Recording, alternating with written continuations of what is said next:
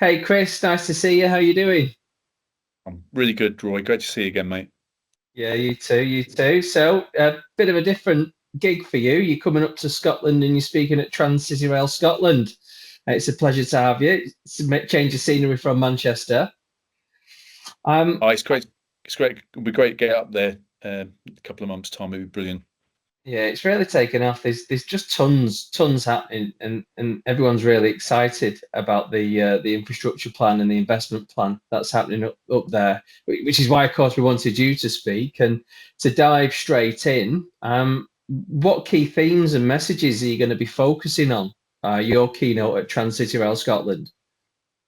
So I'm going to talk about growth. TransPennine's routes into Scotland are really important to our overall business plan to grow the railway, make us more sustainable from a financial perspective, and to support the economic growth of the northern Scotland. So I'm going to talk about that.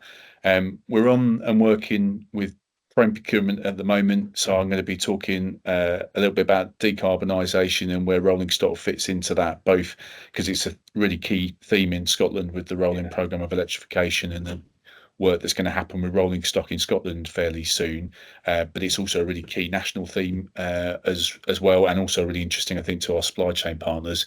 Yeah. And then more critically within that, I'm probably as usual going to talk about collaboration between track and train, because on those rolling stock solutions, it's ever more important that we work really close together, whether it's the power supply to support the trains, whether it's things like accessibility and the access between the train and the platform, that's really high profile for customers. So I'll talk a little bit about that as well, because I think particularly for our infrastructure colleagues, that'd be interesting, because I think there's going to be more opportunities to work, particularly on stations, but also in the power supply area to support the growth of the industry. Yeah, I agree. We've had a lot of inquiries come in from the power supply side of things. Batteries and main supply power, really looking to tap in to what's happening up in Scotland. Which kind of leads me on to my next question nicely. How do you see Scotland's 4.8 billion rail investment shaping the future of the supply chain up in Scotland? Uh, from my perspective, Scotland seems to have got it right in terms of having a pipeline of investment and giving clarity to the supply chain up there, which is something that supply chain have been calling out for south of the border, so to speak. So I'll be interested to hear when I'm up there how people feel about that and what difference that's making to people planning their businesses, and how we can perhaps take some lessons from Scotland and bring it down. I think I'm really interested in the cost of electrification and how the team in Scotland and the supply chain in Scotland have been getting on with bringing the costs down, because one of the key issues for us in the north of England is how we can deliver sustainable electrification. There's been a lot of disappointment about some of the news out of the spending review, but ultimately that's because we haven't got enough affordable capital at the moment to deliver as much electrification as we want, and we need to change that over the next 5 years. So we might have more limited electrification, principally focused on TRU in the next 5 years, but what can we do from 2030 and what lessons can we learn from Scotland? So they're my couple of points that I'll be looking out for getting into my conversations when I'm up there.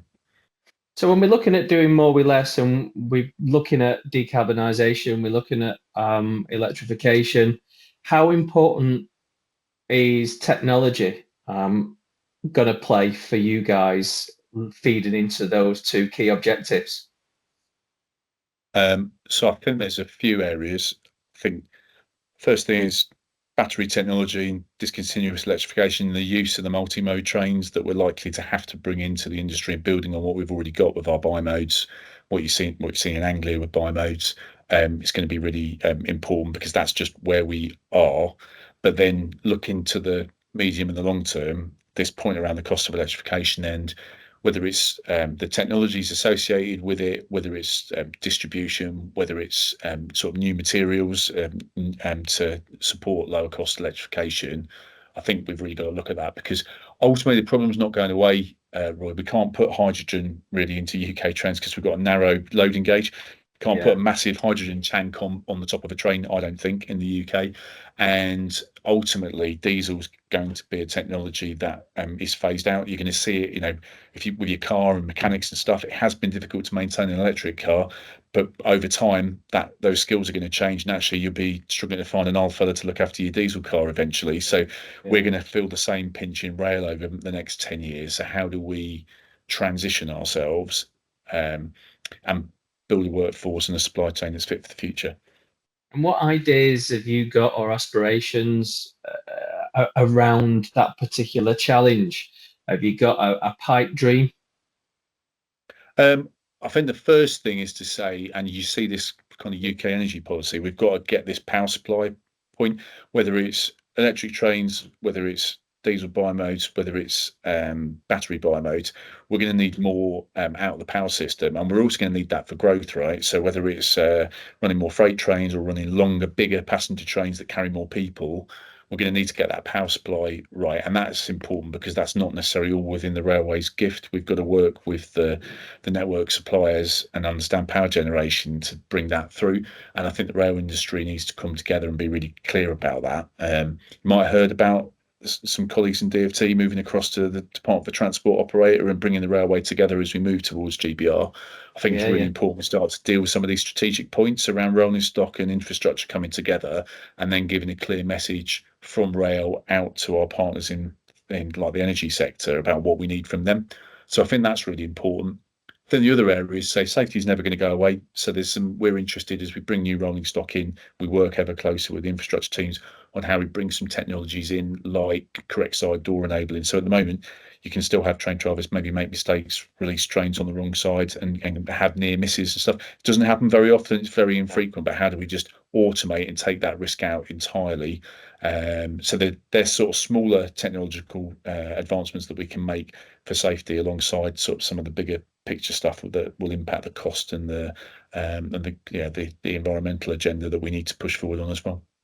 Yeah, safety is never going to go away, is it? And nor Mm. should it. It's absolutely critical for passenger and the people working and running the railways.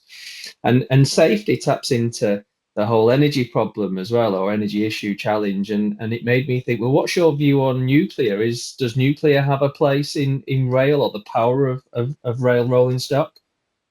Um, I don't think so, but what I do think is that we see all the great work that our colleagues in NZS do to support the nuclear sector. You can see what's going on with the build works around the country, so that's going to be important that they do that.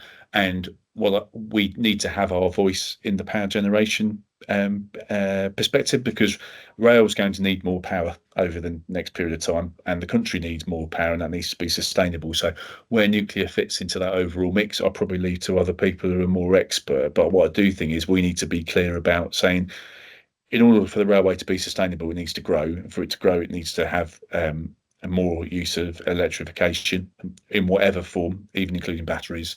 That will need power generation, and the energy sector and the regulators kind of need to know that, and we need to have clarity on funding. And maybe we can learn from what they've done in Scotland about having the pipeline and how they've worked with the energy sector, and bring that back into England and Wales and sort of drive the improvements that we want further south. Yeah, definitely.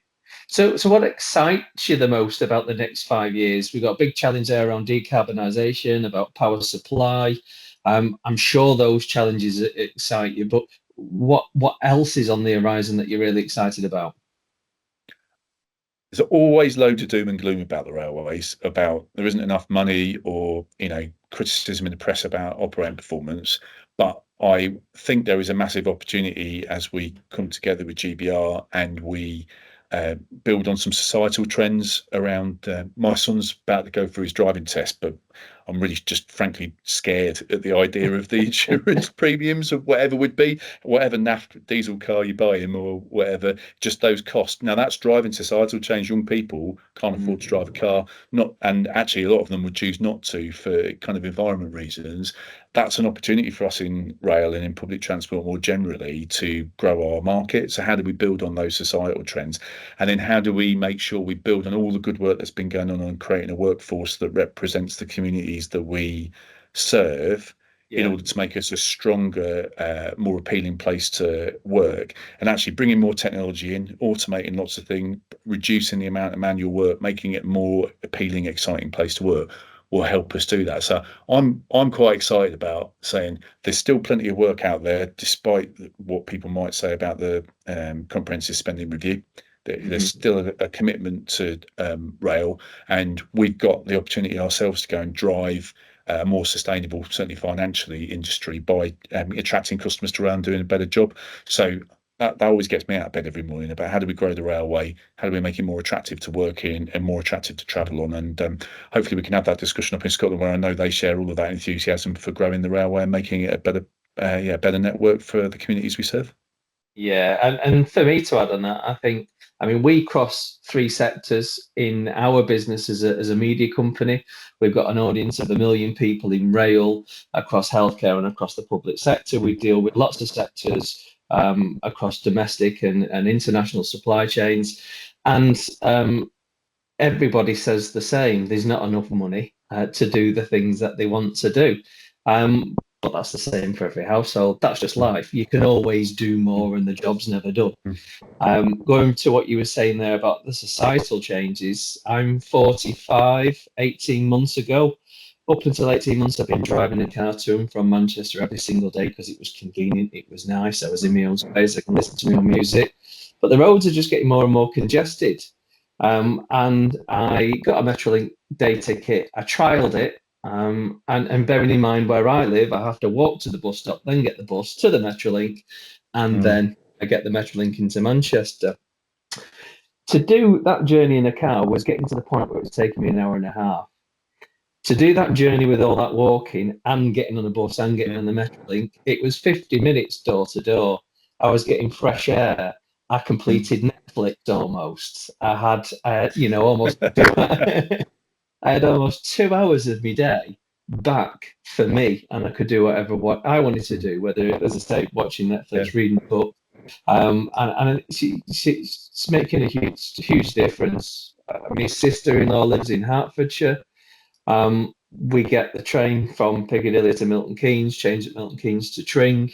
Never would I contemplate driving because it's just not an enjoyable experience like it is on the train. And I think you're right. Younger people are switching on to that for a variety of different reasons, but older people like me are also switching on to that as well. They want a more leisurely stroll into work. Finally, then, just a little bit about you. What got you into the rail sector? I always liked traveling, so I've always been kind of like I've always enjoyed the experience of a train journey and looking out the window and seeing where it can take you. And I guess like because I applied for loads of jobs, I wasn't very successful at it, but I managed to get a couple of offers, one of which was in rail, and then it was quite inspiring when you thought that you could play a part in creating those journey experiences. And you might see some of the advertising that's going on at the moment about making people feel good about the experience that they can have when they travel, and that inspired me when I was a young man to get involved in it, and it still inspires me today, because I do think when it's going well, when we're providing the standard of service that people would expect, it's nothing better than a great train journey and looking out the window or having a conversation with the person you're traveling with, or even a complete stranger, and that just creating those moments and the opportunity for maybe families to come together, things like that. That's always inspired me, and I still love that now. Actually, at railway station, when you see someone's come to pick someone else up and they have a hug, or you see someone who's really enjoyed it, they're smiling as a group of friends, perhaps traveling on the train. That's brilliant. So motivation to get it right every day rather than just most days.